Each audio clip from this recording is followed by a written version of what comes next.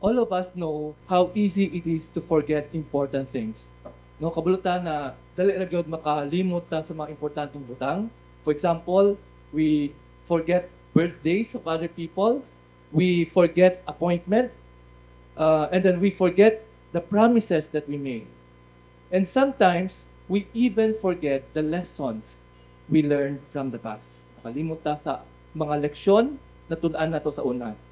But forgetting can be dangerous. For example, if a driver forgets to stop on a stoplight, what will happen? He will meet an accident.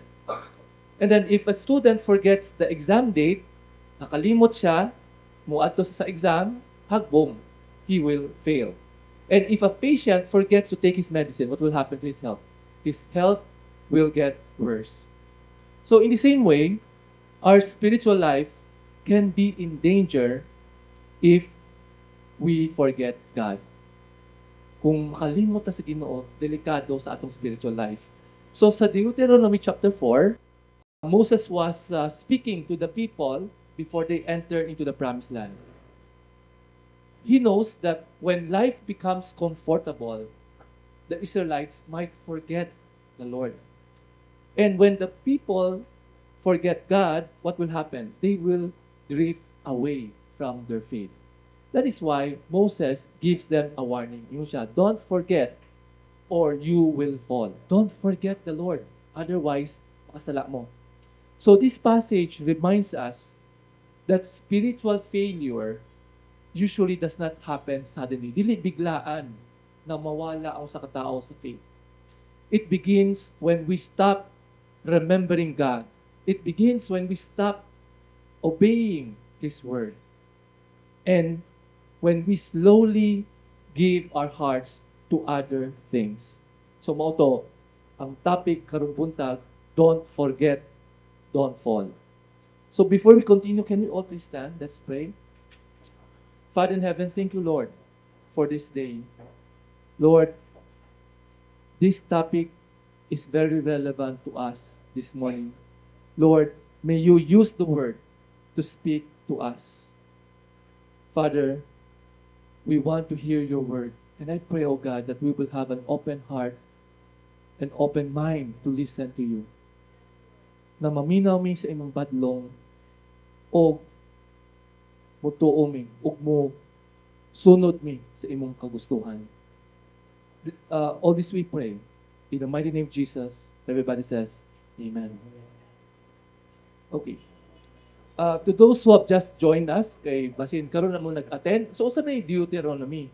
Kaning Deuteronomy, the book of Deuteronomy contains sermons of Moses.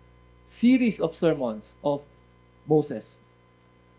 He delivered these sermons before the Israelites enter into the promised land. So wala pa sila nasulod sa promised land, naghatag og sermon si Moses. So karong buntag, ang sermon nako is base sa sermon ni Moses. And we all know that Moses' sermon is based on God's commandment. Iyang gi-explain ang mga commandments ni God, and I will explain to you what Moses told the people, and we will connect to us. So, unsay application ani? So ang mensahe ni Moses sa mga Israelinhon applicable pud nato karong adlaw. So, if you recall sa chapter 1, unsay nitabo? So, Moses started with recalling what happened in the past. So iyang gi-remind ang mga Israelites. Unsay nahitabo? So if you recall in Deuteronomy chapter 1, nahisgod dito ang nahitabo sa Kadesh Barnea. What happened there? They sent spies, okay? And the spies said the land is good. But what happened? Ang mga spies, 10 of the spies nag-report na daghan man giants dito. Delikado. Moto mga tao, wala sila nituo na kaya nila makasulod sa promised land. And what happened? God became angry. Nasuko ang Ginoo. And then God said that those 20 years old above will not enter into the promised land. All of them will die. And then in chapter 2 and chapter 3, Moses reminded the Israelites, the new generation, what happened, diba? They were successful. They conquered several kings. No, niagi sila sa Edom, niagi sila sa mga Amorites. And later on, they had a fight with two kings and they prevailed. Okay? So, yun. So, yun ang ending ng chapter 3. We are now in chapter 4 because they are now near the promised land. Nasa border na sila, musulod na sila. And before sila nisulod, naghatag og sermon si Moses to remind them not to forget God or else they will fall. Okay, so let's go to chapter 4 verse 1. Sabi ni Moses, "So now, O Israel, listen to the statutes and the judgments which I am teaching you to do, so that you may live and go in and take possession of the land which Yahweh, the God of your fathers, is giving you." So ingon niya. So ito yung ingon ni Moses sa mga tao. Okay, listen, maminaw mo. Magtingala mo, nga maminawan mo?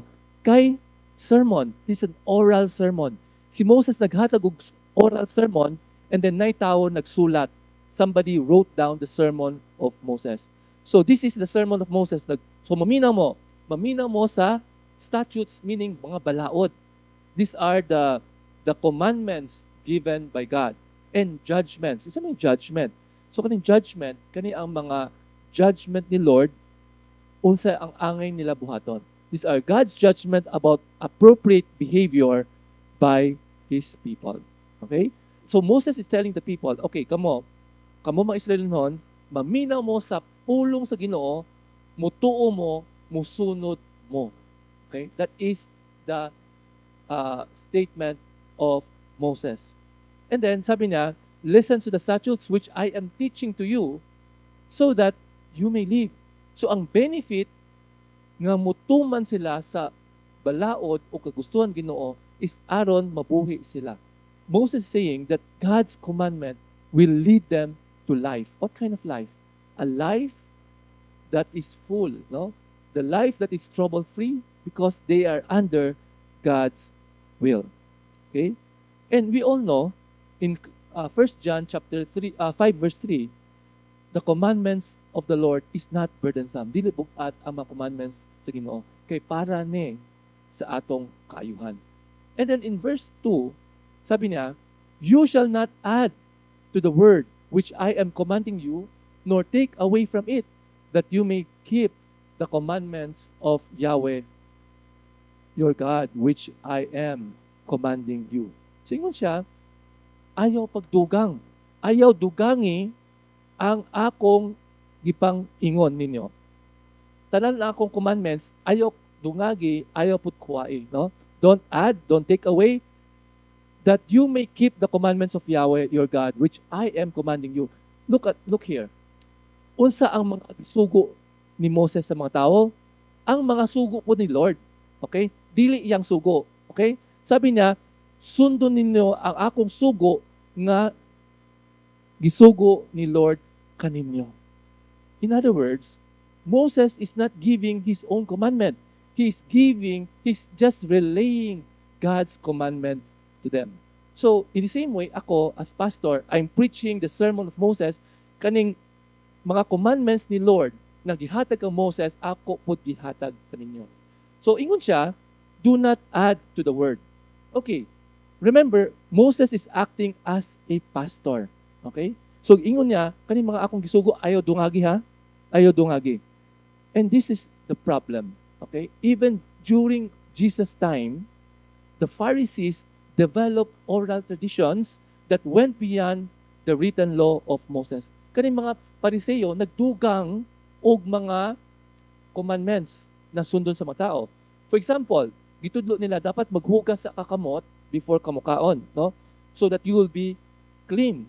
Okay? And then they provided strict rules on the Sabbath beyond what is provided in the scripture.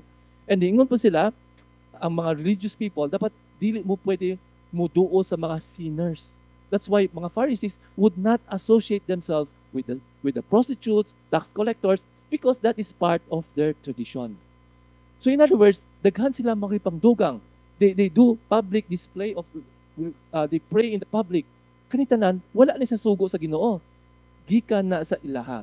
So you can see that they added to the commandments of the Lord. Nidugang sila. And the problem with additional teachings is not only during the time of Jesus, but also right now. there are lots of modern day Pharisees. For example, I don't know if nakadungog na mo ana, there are some who preach that women must wear skirts. Sa bansimbahan, puti, dapat uniform. Pero wala man lagi sugo sa Ginoo. Dugang nila, gidungagan nila. And sabi nila, ang mga babae, bawal mag-skirt, bawal mag-jewelry. Yung mga simbahan, bawal mag-jewelry. And na po yung mga simbahan na bawal mag-makeup. Kay para nila, worldly, makamundo. But if you look at the scripture, there is nothing in there. Wala na yung nakabutang dito na bawal. Ang nakabutang lang na 1 Timothy chapter 2 verse 9, women must dress modestly. Magsanina o disente. Meaning, wala tagibawal na mag-makeup, wala tagibawal na mag-skirt, pero dapat disente. So, dili malaswa. Yun ang standard. But there are churches that teaches strict rules, no? Kailangan ang mga lalaki, long sleeve, dapat formal, puti tanan, and then dapat walay makeup, plain tanan. But these are additions. Itong warning ni Moses, do not add to the commandments of the Lord. And these people are adding. And for example, there are some that preach that Christians cannot drink alcohol. Bawal mag-inom. Gibawal ba na sa Bible ang mag-inom? Ang gibutang sa Bible, dili ta maghubog-hubog. Pero wala gyud gibawal ang mag-inom. In fact, if you recall, di ba, Jesus was invited to the wedding in Cana. He turned water into wine.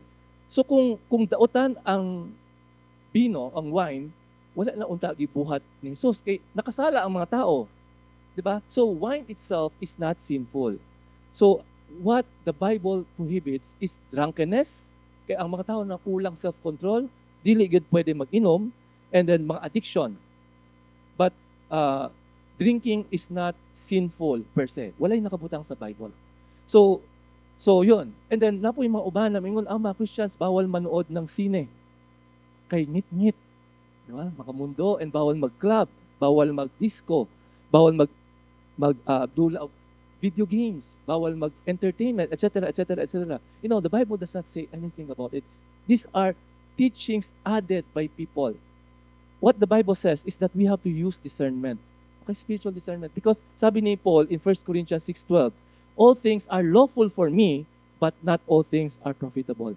So meaning, it's up to the Christian to evaluate, teka lang, wala may nakabutang Bible na bawal ko manood, pero teka lang, will this movie glorify God?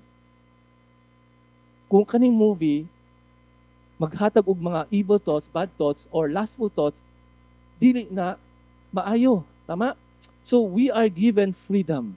And for example, there are some churches that preach that certain music styles sa unang simbahan gi-attenan ko, may debate kay naig usa ka grupo na dili dapat kailangan organ lang, hymn na puy usa contemporary. Well, we have no problem in this church, but there are some churches that are fighting. But the Bible does not say anything about it, di ba? Wala yung nakabutang dito na bawal ang drums, bawal ang nakabutang psalms, hymns, and spiritual songs. But, you know, all of these things are added by people. And in some churches, may mga pastors na ingon na you have to vote straight a political party or certain candidates. But there is nothing in the Bible. Gitagaan na ta og mga guidance. What kind of leaders should we vote for? And this is the problem. They are using the pulpit to add teachings that are not in the Bible. And there are some churches that preach that bawal ang birth control. Yeah, this is controversial, but there's nothing in the Bible. And you know, and I think the biggest problem is some people equate personal conviction with God's command. So para nila, since I do not do this, dapat kamutanan dili pod. Since para na ako dili ko moinom, dapat kamutanan dili mo inom. So you're imposing your own conviction to other people. Just like other people who do not celebrate Christmas. And di mo sila, kamo mga nag-celebrate Christmas, dili mo Christian. Because as we know, actually we know naman that the origin of Christmas is pagan. Diba? They're celebrating sun god. But, yun nga, and the problem is, they're adding to God's word. It's not in the Bible, but they're adding. And isa pa, not only adding, they are taking away, meaning they are subtracting, ilang gibawas. Because there are churches that you know, will teach that do whatever that makes you happy. Diba?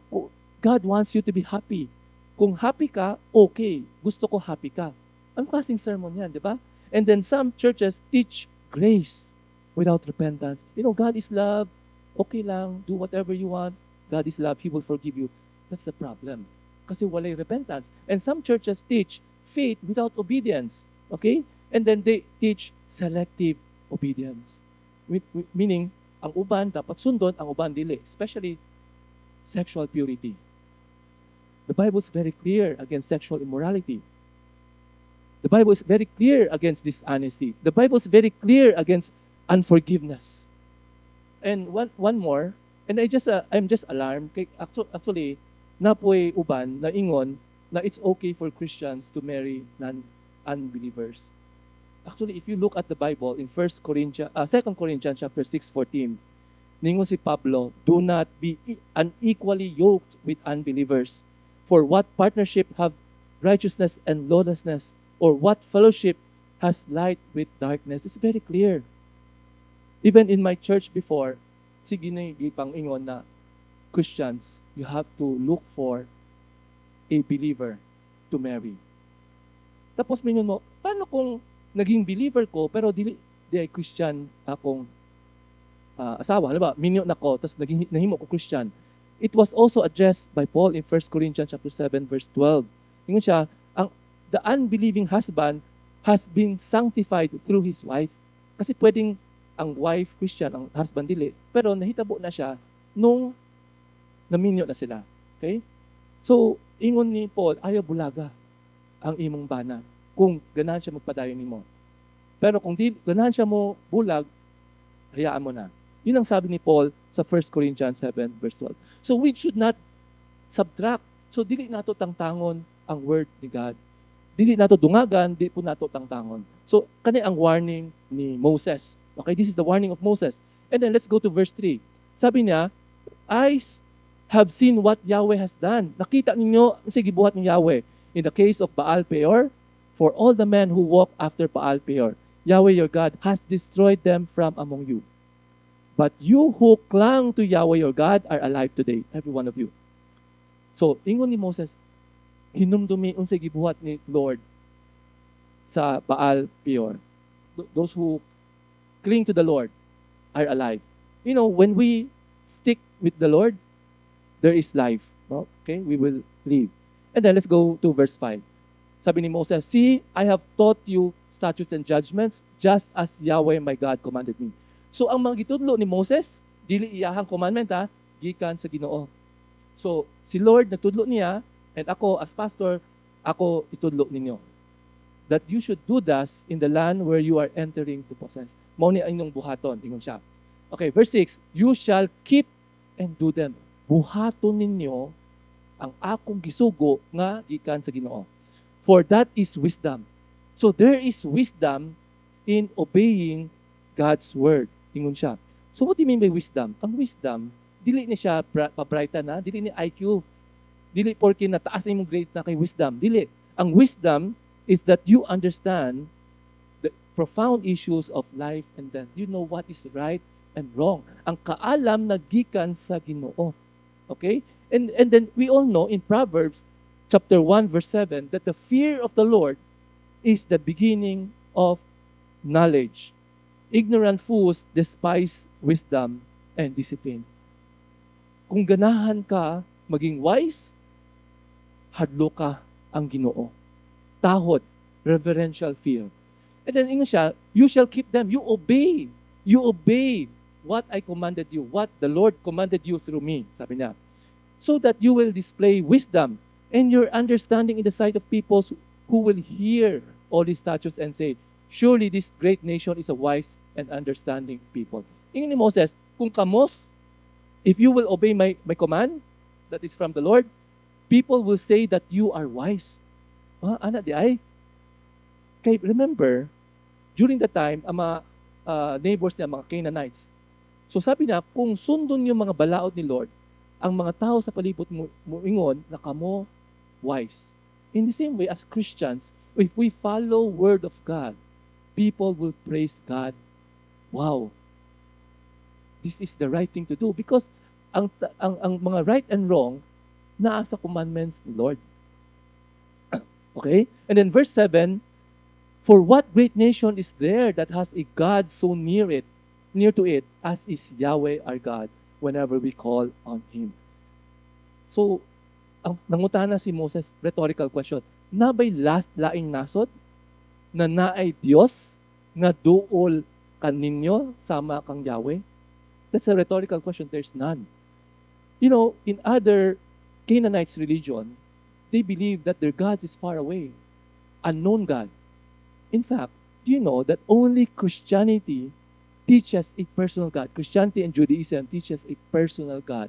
A God we can commune, a God is personal. Kasi if you look at other religions, impersonal ang God nila. Even in Islam, sad to say, I read in their text, their God is mysterious.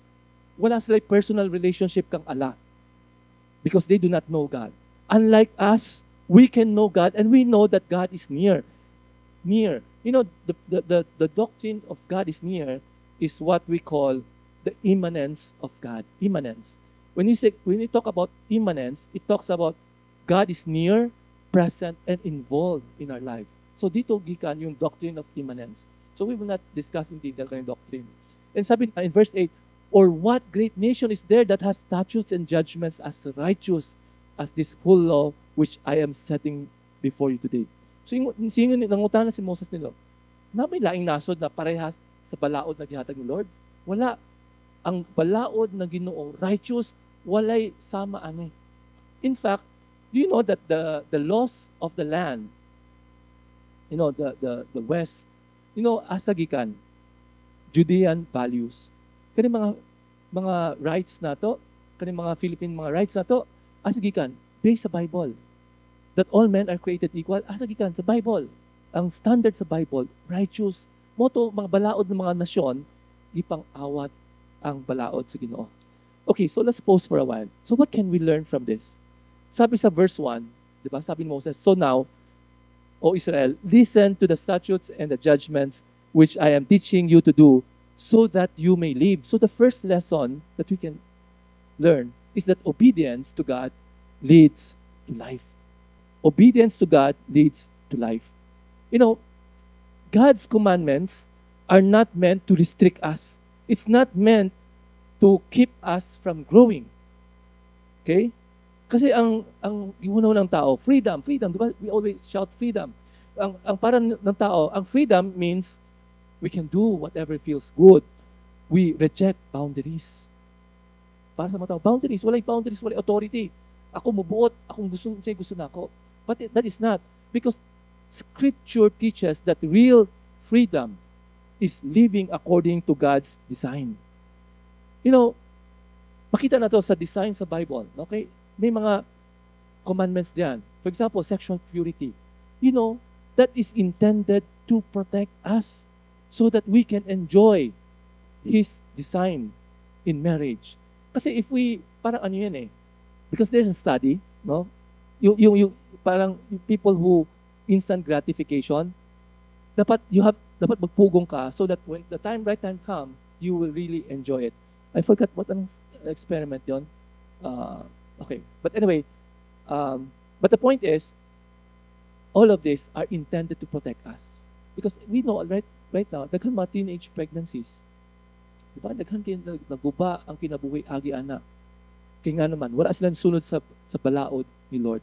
So kaning restriction ni Lord para ni siya sa atong kayuhan. Boundaries, hindi killjoy si God. So that we can enjoy marriage. So that we can enjoy the act of marriage at the right time. So this is for our good. So you ask ourselves, are we treating God's command as burdensome? Bugat man ni Lord? Or are we selectively obeying the Lord? So in what areas do we refuse to surrender? So let's take note. Pag nisunod ta sa kagustuhan ni Lord, this will give us life. And what kind of life? Diba? A life that is abundant life. Hindi miserable life. Kasi pag wala ta nisunod sa balaod sa Ginoo, diba? Sabi ni Lord, do not steal. Pag nangawat ka o sa mahitabo, mapriso ka. Nakabutang, do not kill. Pag nakapatay ka, nakahimo ka dautan, mapriso ka. You will live a miserable life. That's why we have to obey the Lord, and it gives us life. Amen? So let's continue. In verse 9, padayon ta, sabi ni Moses, only keep yourself and keep your soul very carefully, lest you forget the things which your eyes have seen, and lest they depart from your heart all the days of your life, but make them known to your sons and to your grandsons. Ito na. So, unsay ingon ni Moses? Keep yourself and keep your soul very carefully, lest you forget the things which your eyes have seen. So, ingon ang pasabot ni Moses, don't forget. Ayaw kalimti. Unsay ayaw kalimti? Unsay dili malimtan. Don't forget the things which you have seen. Unsay may nakita nila? Actually, nakita nila ang mga miracles ni Lord. How God rescued them. So Moses is telling them, don't forget what God has done to you. So it's very important for us never forget the goodness of God. So what do you mean by forget?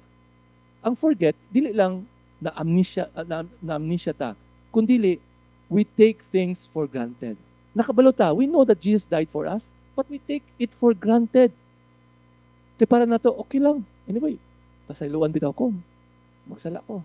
You take it for granted. You are crucifying the Lord again. Sabi ni Paul, di ba? Whenever we sin, we are crucifying the Lord again. Do not forget. Don't take it for granted. Don't take for granted the salvation that we receive. And sabi niya, last sentence, but make them known to your sons and your grandsons. So sa ito pa, ingon ni Moses, kanang mga balaod na gihatag na ko ninyo, ipahibalo sa inyong mga anak o mga apo. Okay? So you have to pass down the commandments of the Lord to your children so that you will not forget. Hindi lang ikaw, pati mga anak mo, dili makalimot. So pangutana, unsa may dapat dili nila kalimtan? So makita na sa verse 10, remember the day you stood before Yahweh, your God, at Horeb. Ayaw kalimtin nung nitindog mo sa atubangan ni Lord at Horeb. Asa may Horeb? Horeb is Mount Sinai. If you recall, Mount Sinai was the place wherein God gave the 10 Commandments. Okay, sino yung kabo dito? When Yahweh said to me, okay, ingon si Yahweh kang Moses, assemble, okay, assemble the people to me, that I may cause them to hear my words, so that they may learn to fear me all the days they live on earth, and that they may teach their children. So, ingon ni Lord, kato sa Mount Sinai, tumo at to sila, kay maminaw sila sa akong pulong. So, that's the time that the Lord spoke to them directly. Okay? Kasi purpose ni Lord na nagstorya si Lord so that He can instill fear, that they may learn fear aron mahadlok sila. Gusto ni Lord na madunggan nila ang tingog ni Lord aron mahadlok ang mga tao. Okay? What do you mean by fear? Kasi may fear. Dapat ba, halaka si Lord, tago ta. Ano ba yung fear? Ang pasabot ng fear, is reverential fear. Kanang fear na hadlok ka na masakitan ang Ginoo pag makasala ka. Mahadlok ta na ma-disappoint siya sa atong gipangbuhat. So that is the fear, the reverential fear. Dili fear na hadlok ko niya, di na kumuampo. Dili. Fear na respect. We respect the Lord. And then, in verse 11, ingon siya, and hitabo, diba, the Lord asked them to assemble, and then you, meaning the Israelites, came near at the foot of the mountain, Mount Sinai. And the mountain burned with fire to the very heart of the heavens. And then there was darkness. If you recall, in Exodus, there was darkness, there was cloud, there was gloom. Then Yahweh spoke to you. Nagstorya si Lord nila. And actually, ang dudunggan nila, thunderous, no? They did not see God. They only heard His voice. And then in verse 13, so Yahweh declared to you His covenant. Gisulti ni Lord ang iyang mga commandments, no? That you should do. That is the 10 commandments. So si Lord mismo ang nagsulti nila sa 10 commandments. And aside from that, para dili nila malimtan, it's the Lord who wrote the 2 tablets of stone using His finger. And unfortunately, this stone tablet was destroyed. Kasi one time, nasuko si Moses, gilabay niya ang stone tablet sa golden calf. So napuak. And then the Lord made a new set. And then in verse 14, and Yahweh commanded me, Moses, at the time to teach you statutes and judgments, that you might do them in the land where you are going over to possess it. So in other words, ang gitudlo ni Moses, gikan kang Lord. That is why as pastor, we have to preach God's word. Kasi ito lang yung commandment ni Lord, di na to dungagan, di na to bawasan. So we teach God's word based on what He told us in His word. In verse 13, nag-mention sa covenant. Okay, this word is very important. Kasi in the book of Deuteronomy, the word covenant appears 27 times. So unsay pasabot ng covenant? Ang covenant, muna siya kontrata. But it's more than a contract. Kasi usually ang contract is between two persons. Ano ba, kitang duha, equal. Ang covenant between unequal parties. So usually, isang sovereign and a vassal state, parang under niya. Paano kung explain vassal? Basta parang dilipot colony. Basta a stronger nation against a smaller one. So here, the covenant is between God, who is almighty, and the people who are small. Yun. So ang covenant, actually ang covenant, it establishes a relationship. Okay? So parang example yung mga anak. Di ba ang anak, you don't need a covenant. Kaya anak, dugo mo, anak mo. But ang covenant, meaning parang adoption. Di ba? Pag in-adopt mo yan, that person becomes your adopted son. Okay? Covenant. So by virtue of that agreement, so yun yung covenant. So ang mga Israelino, nahimong mga katauhan ni Lord by reason of the covenant. Okay? Covenant. He declared to you His covenant. Ang covenant is that, okay, ang sabi ni Lord, okay, I will prosper you, I will give you this, but you have to obey me. So it's a two-way street. Na ay ihatag na blessing ni Lord, pero ang mga tao na ay dapat buhaton. Okay. So let's just stop for a while. So what is the second lesson that we can learn? Kasi remember, kaning passage of verse 9, sabi ni Moses, di ba? Don't forget, ayaw kalimot. Kay kablo si Moses, that spiritual drift begins when you forget God. Dili basta-basta mo, Christian ka, tapos the next day, nag-backslide na ka. Hindi yan automatic. It starts with forgetting God. Not only forgetting God, but forgetting what God has done for you. You forgot God's grace. You forgot God's goodness. So, gibaliwala mo nang. And then, nag-backslide ka. So, that's why Moses reminds them, don't forget, ayaw kalimot. Ang gibuhat ni Lord nimo. As Christians, ganun din tayo. Dapat, dili ta mulimot unsa gibuhat ni Lord nato. And, we often forget God. How do we forget God? Kasi mo tingal, sige ba na ako mahuna-huna si God? Naraman siya. Dili, we forget God when we stop praying consistently. Kung niundang ka mag-ampo, nalimtan ni mo si Lord. Kaya nalimtan mo na makipag-communicate niya. Dili naman totally na amnesia ka na wala dito, Diyos. It's not that extreme. But the fact that you are not reading His Word, you are not praying, you become too busy in your life, then it means that you have forgotten the Lord. Nalimtan mo siya, gitsapwera mo siya. Wala nakipag-communion niya. Okay? So you ask yourself, have I slowly forgotten what God has done in my life? And what has God done? Okay, let's recall. Ang gibuhat ni Lord, He died on the cross for our sins. Just imagine that. You deserve to die for your sins. The wages of sin is death. Pero ang gibuhat niya, pagdala ang iyang bugtong anak, He suffered death. Kung makita nimo, we preach on this, the passion of Christ. Grabe ang iyang giagian. Dili ka maluoy, anak. Ang Diyos sa kalibutan, ninaog, namatay para kanimo, ikalimtan nimo. Ibaliwala nimo ang gugma ni Lord. So you ask yourself, have I forgotten the Lord? Remember, people rarely fall suddenly. Dili biglaan ang pag-fall. Most people drift slowly, dahan-dahan. That's why, remember, kaning mga Israelites, dasig pa sila ha? Musulod na din sila sa promised land. Pero sa wala pa sila nag-fall, gi-warning daan. So this message is for all of us. Whether you are drifting already or you are spiritually strong, you feel that you are strong, you still need this message. Because so that when the time comes, okay, that's why this is a reminder. Don't forget the Lord. Don't forget to pray. Don't forget to read the Word. Otherwise, you will drift away. Okay? So remember. And then what else can we learn? The third lesson that we can learn is that, di ba sabi ni Moses, teach my commands to your children and grandchildren. So the third lesson that we can learn, what we fail to teach, the next generation may lose. You know, faith is meant to be intentionally passed on. Ang atong pagtuo dapat di-pass on. Remember, di ba kaning nahitabo ni Lord is 2,000 years ago. So what happened?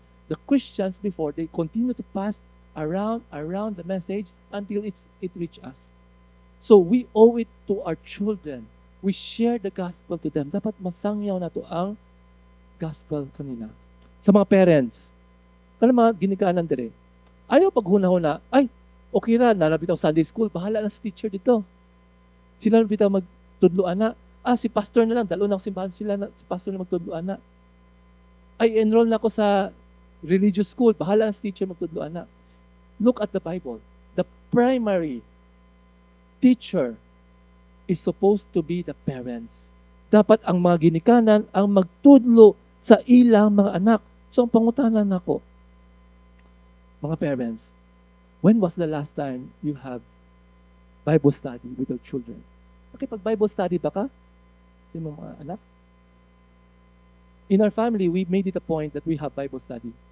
But I admit that there are times malimot, pero mabalik, pero naningkamot na mag-Bible study kami as a family. So this is a challenge to parents. Do you teach your children the Word of God? Basin maayo ka magtudlo sa laing tao, pero ang imong anak, wala nimong gitudloan. Okay, that is a warning. That God is reminding us, unahon na to atong pamilya. Kaya di po ganahan, maluwas ta, mabilin atong pamilya. Sakit kayo na, no? Mabilin ang imong mga anak, mabilin ang imong amahan, maigsoon, kay giuna nimo ang laing tao. So, you ask yourself, what spiritual legacy am I leaving my children? Okay? So, this is a challenge to all of us. Okay, let's move on. Okay, verse 15. So, keep your souls very carefully, since you did not see any form on the day Yahweh spoke to you at Horeb from the midst of the fire, lest you act corruptly and make a graven image of yourself in the form of any figure, the likeness of male or female. So, niingon si Moses, di ba? The Lord spoke to you, wala ni mo nakita si Lord, di ba? Wala mo nakitaan. So therefore, ayaw mo paghimo og mga imahe. Kay wala man ninyo nakita si Lord, so ayaw paghimo og imahe. So Moses is warning the people against idolatry. You know, idolatry was a very big problem during the time. Kasi remember, pagsulod nila sa Canaanites, ang mga neighboring countries na sila daghan Diyos. Even, gikan sila sa Egypt, daghan Diyos dito. No? There are several gods. Pag-abot sa Canaan, several gods. So that's why, ang number one warning nila, ayaw paghimo og mga Diyos.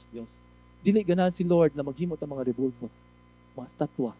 And then, it could be likeness of male or female. Ano pa? Verse 17, the likeness of animal.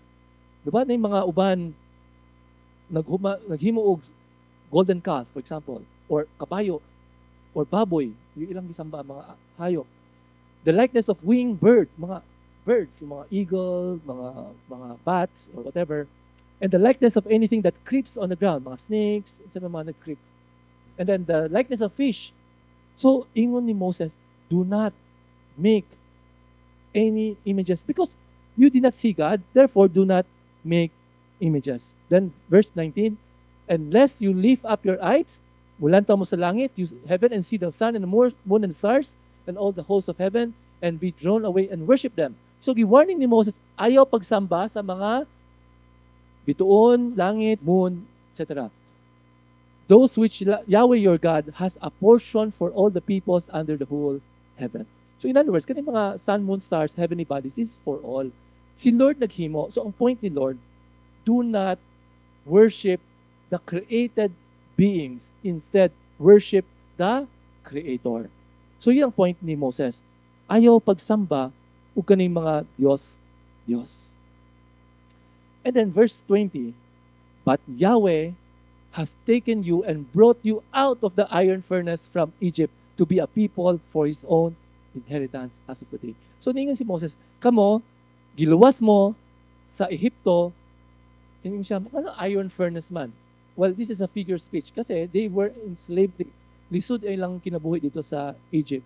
Ingon siya, ako kamo giluwas dito sa Ehipto, aron mahimo mo akong inheritance so that you will become my people. You are my people. Okay? So, Moses is reminding them that the Israelites are different from all the other nations because they were chosen. They are God's special inheritance. In fact, nakabutang po ni Peter, di ba? We are a chosen generation. Royal priesthood. So, we are unique. Pinili na ni Lord. That's why we should not live like the world. We are separated. We should not be conformed to the world. Romans 12, 1-2. We should not compromise with the world. Kasi, giluwas ta sa kalibutan. We are no longer with the world. That's why Christians, we should not indulge in worldly things. Kasi we are a new creation. Bag-o na ta. Katong mga worldly things, gibuhat na to, dapat we should not find it enticing anymore. Diba? Kasi giluwas naman ta, we are a unique people. We are not our own. We are God's inheritance. And in verse 21, now Yahweh was angry with me. Nasuko si Yahweh kang Moses, on your account, and swore that I would not cross the Jordan and that I would not enter the good land which Yahweh your God is giving you as an inheritance. For I will die in this land, I shall not cross the Jordan, but you shall cross and take possession of the good land. So, unsay pasabot ni Moses? Ingon ni Moses na suko si Lord nako mao to dili ko kasulod sa promised land. Na naman sinitabo. So recall, ang mga tao nagbagol-bol, di ba? Wala may mainom tubig. Napungot na si Moses and nag-ampo si Lord. Lord, saan ako buhaton? Ingon ni Lord, okay, speak to the rock and the rock will produce water. Eh si Moses, napungot na gid siya, kay magkayig ulo, iyang gipukpok ang rock twice. Nasuko si Lord. You did not honor me. Yun lang ano siya nakasala? Well, I think nakasala po siya, pero nakasala siya, then disqualified. Wala siya mahimo. He was not able to enter into the promised land. Okay, and then verse 23, so moto ni ingon si Moses, so keep yourselves lest you forget. Ayaw kalimti, ang unsa man, the covenant of Yahweh your God, which He cut with you, and make for yourselves a graven image in the form of anything against which Yahweh your God has commanded you. For Yahweh your God is a consuming fire, a jealous God. So, gi-repeat ni Moses, ayaw paghimo mga rebulto. Ayaw paghimo mga imahe. That is why, if you notice, in our church, we do not have images. Unlike other religion, they make images. For them, they are just revering. Ang sinasabi nila, they don't worship those saints, but they're only revering. Pero wala magod sa Bible, no? Do not make for yourselves any graven image. Kasi ang Diyos seloso. God is a consuming fire and a jealous God. You know, idolatry is a big problem. Kasi gusto ni Lord, there is no other God besides me. Ako lang. Si Lord seloso. Kasi ang uban religion during that time, you can have several gods. No? You have the Egyptians, the Canaanites, daghan Diyos. Pero si Lord exclusive. Dili siya daghan, siya lang, isa lang. And then, what do you mean by this? God is a consuming fire, a jealous God. Okay na ba magselos? Diba? Parang, maaari ba magselos? Well, you have to know the context behind it. The jealousy here speaks about the legitimate passion of a person who is threatened in the relationship. For example, a husband or even a wife. If one of them fools around, so you will feel jealous kasi na-threaten ka eh. Musuko ka. So that is righteous anger. Kasi di ka ganahan na makawat or mahulog ang loob ng imong spouse sa laing tao. In the same way, ka mga mag-asawa o mag-uyab, ganahan ba mo may third party?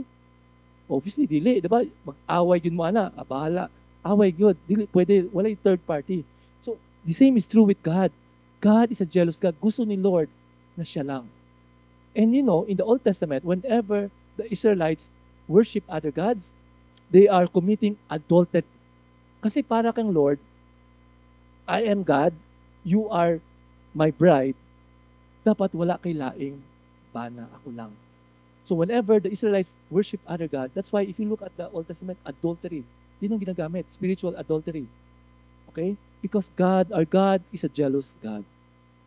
So anything, so magtingala mo, tika lang, okay, how is this applicable to us? Wala man ko yung mga revolto sa balay, di man ko tigsamba na. Pero ang idolatry is not only physical idol. Whatever replaces God in your heart becomes your idol.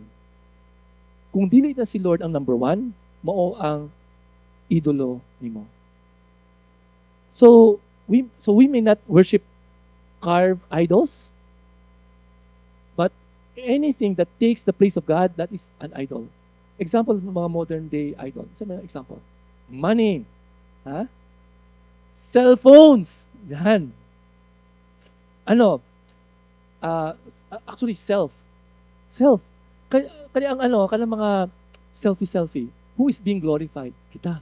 Kasi daghan mag-like, parang dopamine, di ba? Parang, kalami, daghan kayo nagpansin na ako. Di ba? So, you are your own God. Ang uban, kwarta. Kwarta. Career. Ang iyong Diyos, reputation. Approval of other people. Ano pa? Relationship. Sometimes, our boyfriend and girlfriend becomes an idol. Careful. Especially if that relationship is not glorifying to God. And then what else? Success becomes an idol. Entertainment. Ano ba? ML? Or ano ba mga uso karon? Di mo ko tikdula. But mga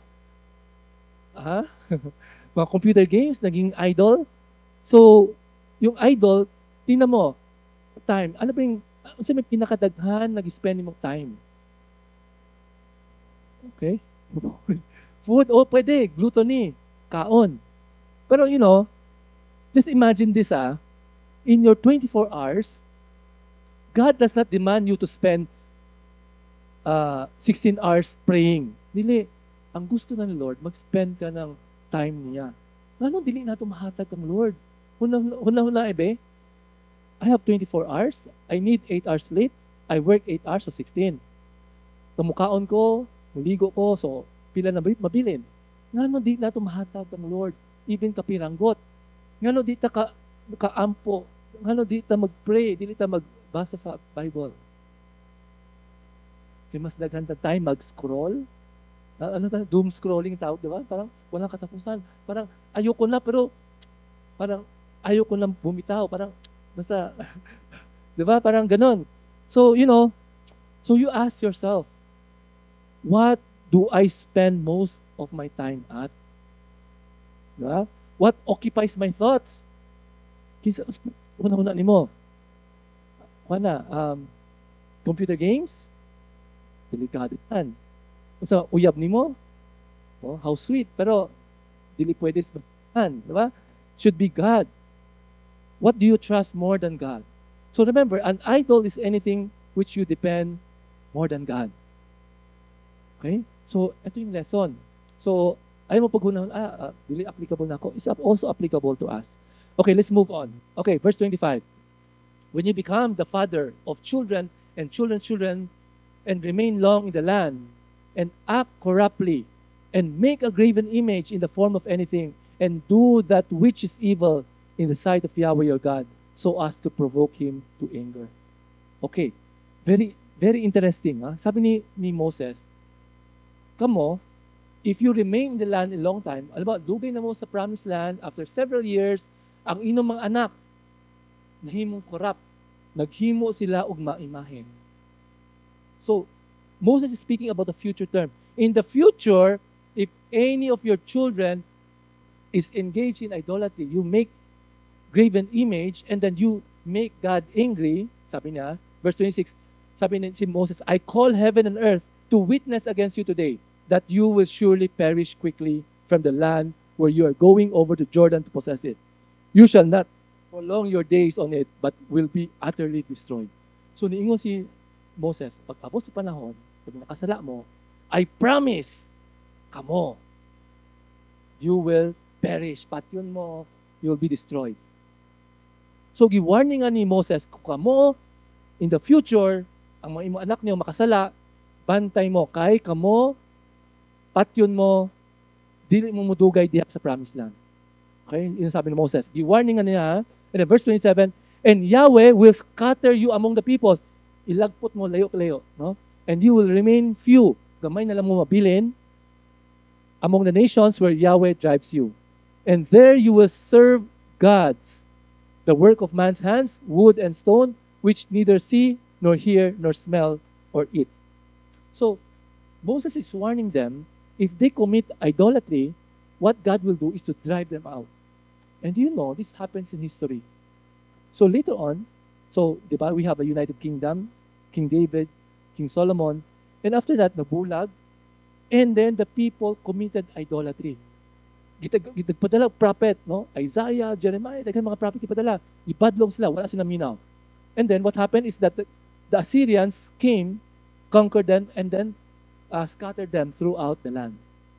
And then ang Judah nabilin, kahit gyapon ulo, then the Babylonians come, then took them, killed a lot of them, and the remnants were thrown away in several places. Yan. Di-warning na ni Moses, ha? Then kahit gyapon ulo. So Moses warned them that if they sin in the future, they will be punished. So what's the lesson that we can learn? Sin always has consequences. Nay kaparusahan. Ang uban, okay na magsala ta. Kay, anyway, manghayar ako, pasaylo kay Lord. Pasayloan na pita ko. But, you know, God may forgive us, but He will never erase the consequences for sin. A good example is King David. King David committed adultery. He killed the husband of Bathsheba. And then, sinigibuhat niya, naghinuso ba siya? Yes. He prayed and God forgave him. But he suffered the consequence of his sin. Kasi consequence? Yung anak nila ni Bathsheba, namatay. And afterwards, his son Absalom committed rebellion. His son Absalom slept with his wives and concubines in broad daylight. Imagine, makaulaw. And then his son Absalom and the entire army of Israel went after him, hunting siya, and then he's always on the run. He had no peace. Yes, God forgave him, but he suffered the consequence of the sin. In the same way, you may be thinking, okay lang, pasayloan na pita ko ni Lord. Okay. But remember, you will suffer the consequences. Very clear. You will suffer the consequences. And the question is it worth it? Is it worth it? That's why Moses is warning them, telling them it's not worth it. Pero bisan unsa pagbadlong ni Moses, gibuhat gyapon nila. Diba? Well, you know, we are sinners. That's why it's very important that maghinungso na. We have to repent. And repentance is not one time. Anyway, i-accept bitaw na ako si Lord, okay na yun. No. Repentance is lifetime. Renewing our minds. Okay? Renewing our minds. Lifetime. Dili porque na I pray the sinner's prayer, okay na. No. Repentance is lifetime, brothers and sisters. Okay? So, you know, our culture says, do whatever makes you happy. That is your body. You can do whatever you want. But you will suffer the consequences. Remember that. The choices you make will also always have consequences. So you ask yourself, am I tolerating sin casually? Because I assume God's grace. I assume that anyway, God will forgive me anyway. Have I become comfortable with disobedience? So, this is a warning to us, brothers and sisters. Lantawa ang nahitabo sa Israel, grabe, daghan namatay nila. Gipunish sila. Don't do it. It's not worth it. Remember, forgiveness removes guilt, but sin often leaves consequences. God may forgive you, but there will be consequences. Okay, let's go to verse 29. Kapit na. But from there, sabi niya, from there, after na mapunish mo, after ma-scatter mo, from there you will seek Yahweh. After mo madisiplina, then that's the time that you will seek the Lord your God. And you will find Him, for you will search for Him with all your heart and with all your soul.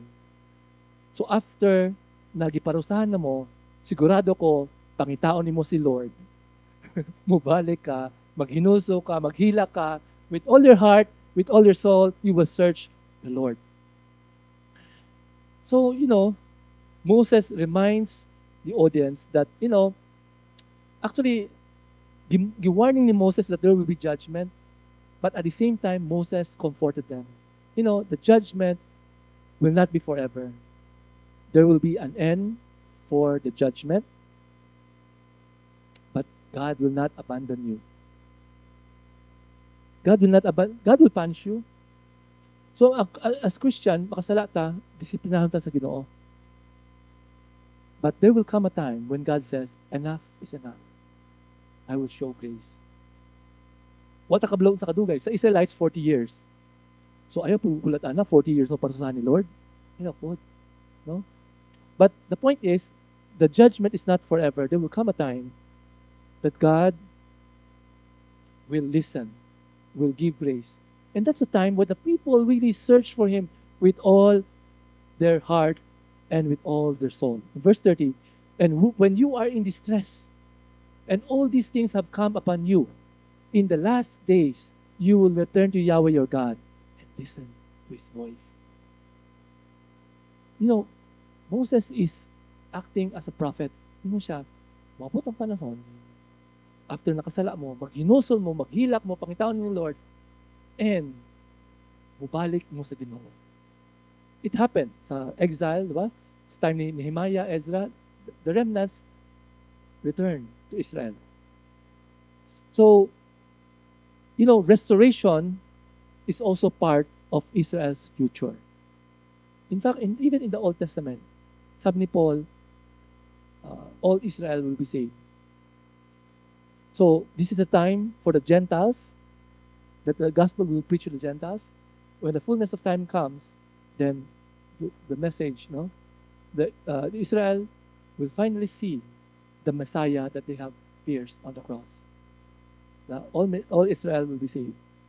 In a sense, not all individual, but Israel will be saved. There will be remnants whom God has chosen who will be saved. Because God keeps His promise. Promise the Lord then, Israel will be saved. And then verse 31, for Yahweh your God is a compassionate God. He will not fail you, nor destroy you, nor forget the covenant with your fathers, which He swore to you. Kanindot. Tingnan mo siya, ang Ginoo, maluluyon. Dili siya mapakyas, dili mo dauton o siraon, dili siya makalimot sa iyang mga covenant sa imong mga amahan. What is that covenant? Covenant between Abraham and his seed. This covenant is irrevocable. There is a new teaching right now that the church replaces Israel. But as I studied further, I don't think the church will replace Israel. Israel is Israel. The church is church. Kasi nakabutang sa Bible, may prophecy ang Israel eh. Merong purpose si Israel. Eventually, Israel will be saved. They will call on the name of the Lord. Maghinuso sila at the end. So the Christians, they are different, no? God will keep His promise to Israel. So makita na to, once nag-promise si Lord, walay bawian. That is why I believe, no? I believe that salvation is a gift of God. God will not revoke His gift of salvation. Yun ang, kasi makita natin sa Old Testament, wala nagibawi ang iyang promise sa Israel. And nakaingon sa Bible, di ba? For those who believe Him, He gave them the right to become children of God. John 1:12.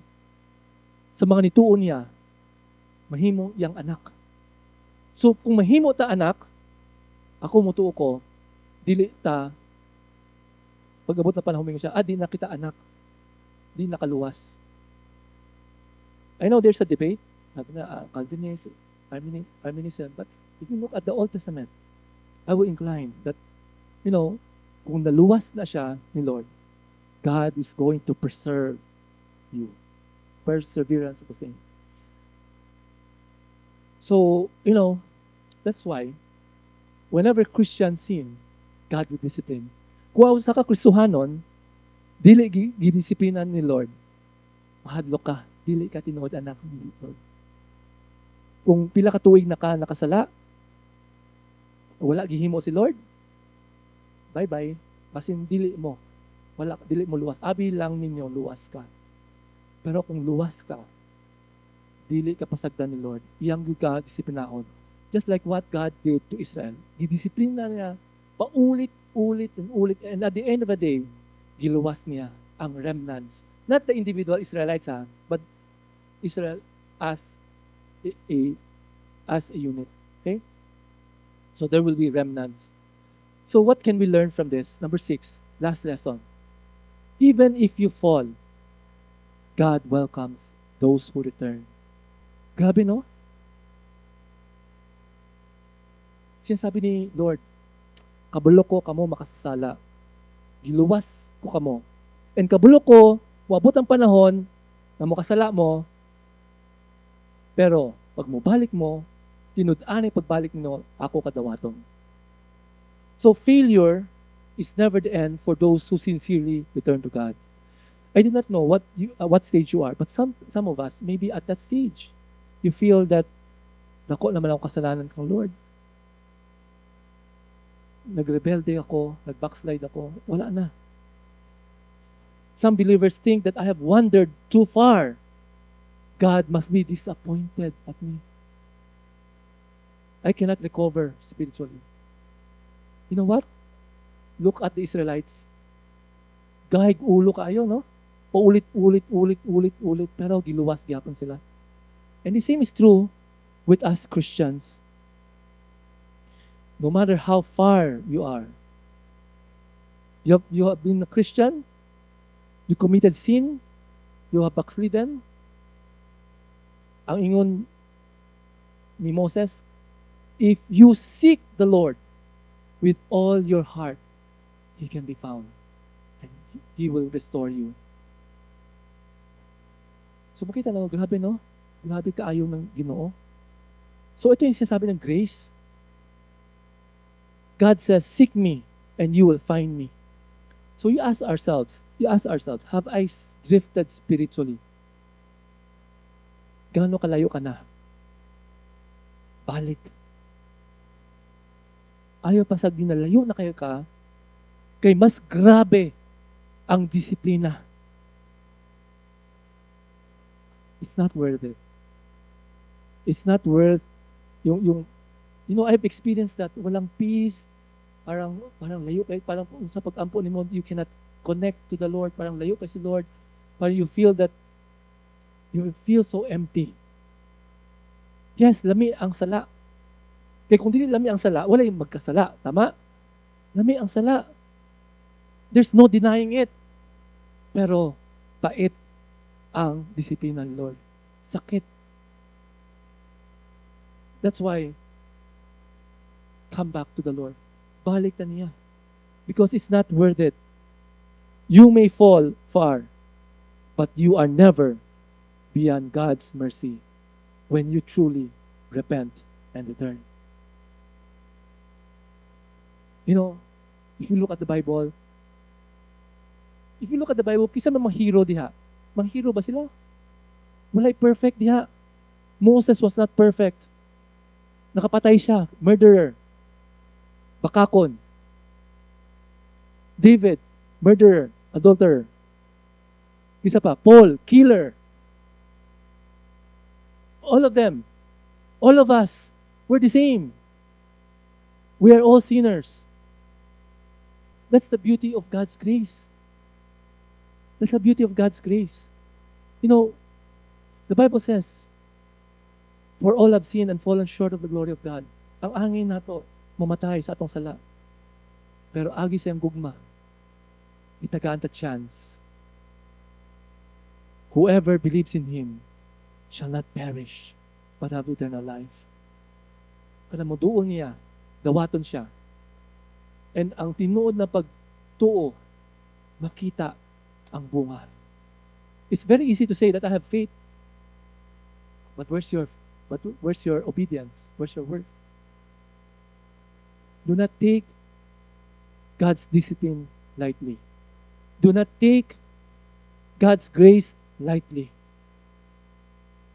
Do not take God's grace lightly.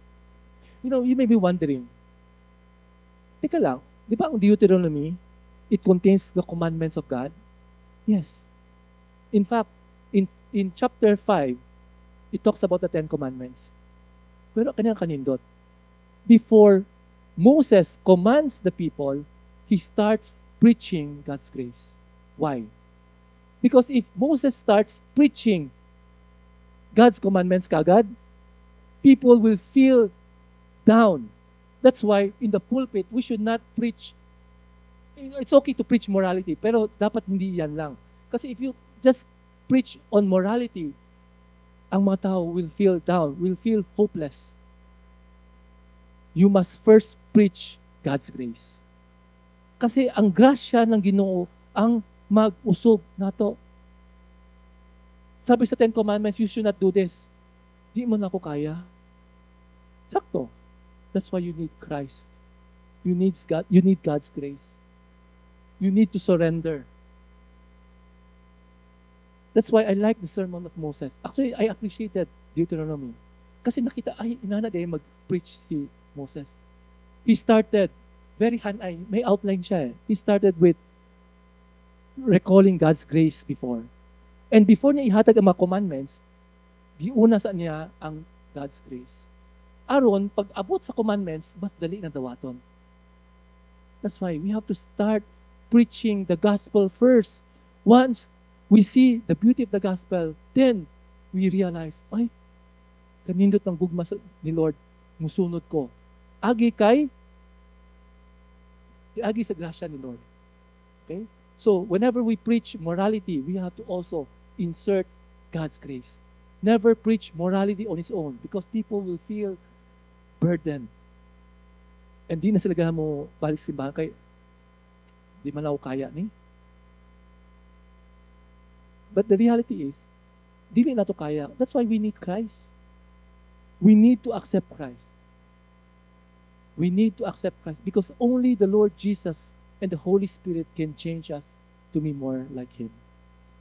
Okay, so to conclude, to end, actually the message of this passage is very simple. You know, most people do not fall away from God suddenly. Gradual yan. No? Ang drifting away is gradual.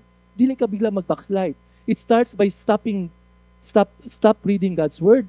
You stop praying seriously. You become too busy. Sobrang busy, nakawala kay time kang Lord. And you become trusting other things. Putting other things above God. First we forget, then we fall. That's why Moses is telling us we should not forget. Yun ang pinaka-importante. Don't forget. So, and this is a reminder, even if we fall, God is merciful. Moses says, if we seek the Lord with all your heart, He can be found. Okay? Balik ta niya. Bisang grabe na imong sala, bisang Christian naman ko, pero nakasala ako, balik ang Lord. Ang mga isalinhon, nakasala, balik yapon ng Lord. Remember what God has done for you. Obey what God has commanded. Keep Him first in your life. No idol in your life. Because the truth is, if we forget God, we will fall. Ganun lang kasimple. If we forget God, we will fall. But if we stay close to God, we will continue to stand. That's why, brothers and sisters, don't forget, don't fall. Can you all please stand? Let's pray. Father in heaven, thank you, Lord God. Lord, salamat sa sermon ni Moses. Karon na mo na-appreciate, Lord. Grabe ang imong gugma, Lord. Ang imong grasya, Lord. Nakita na mo, Lord, na we are sinners. Lord, paulit-ulit may nakasala ni mo, Lord.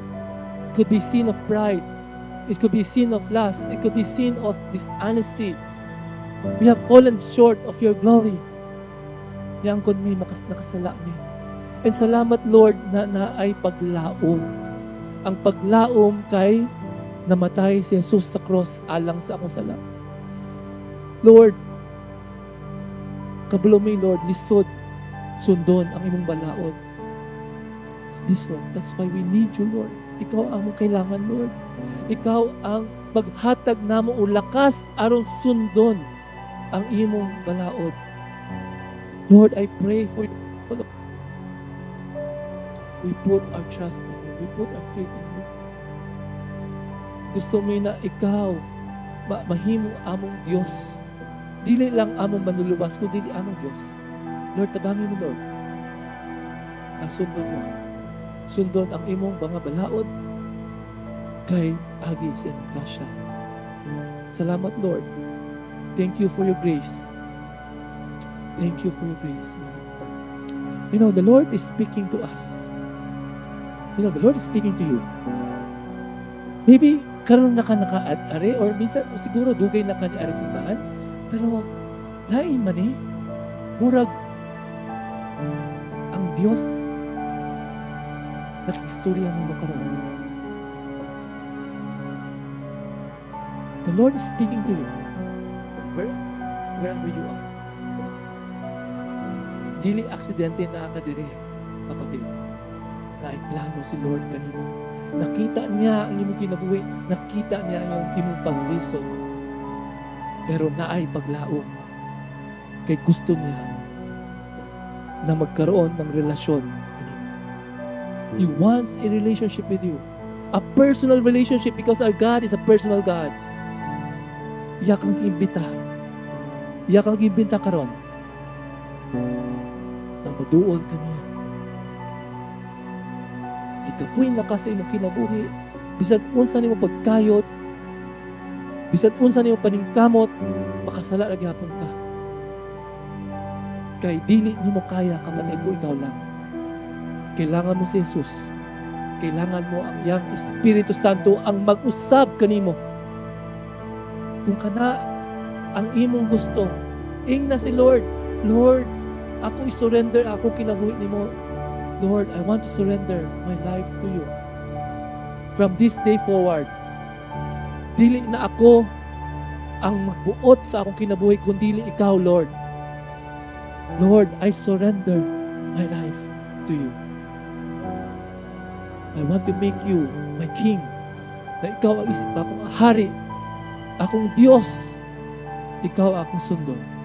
And Lord, tabangi mi, Lord, tagaan mo lakas, imong Espiritu Santo na sundon ang imong mga kasuguan. Kablo minisod, pero pinaagi sa imong Espiritu Santo na aming power aron mag-usab. Salamat, Lord. Salamat, Lord. Lord, I pray for your people. You see your heart, Lord. Kablo ka kung kinsa ang imuha. And I pray, Lord, that you will touch their hearts, that your Spirit will be upon them, that this day forward, they will never be the same. That you will break their heart of stone and turn it to the heart of flesh. And I pray, O God, that you will put in them the fear of the Lord, na mohadlok sila kanimo, na dili sila makasala. Kay agi sa kahadlok nagihatag sa Espiritu Santo. And I thank you, Lord. There will be changes in this church. There will be revival. And we just want to give you thanks. We give you glory. In the mighty name of Jesus, all this we pray. Everybody says,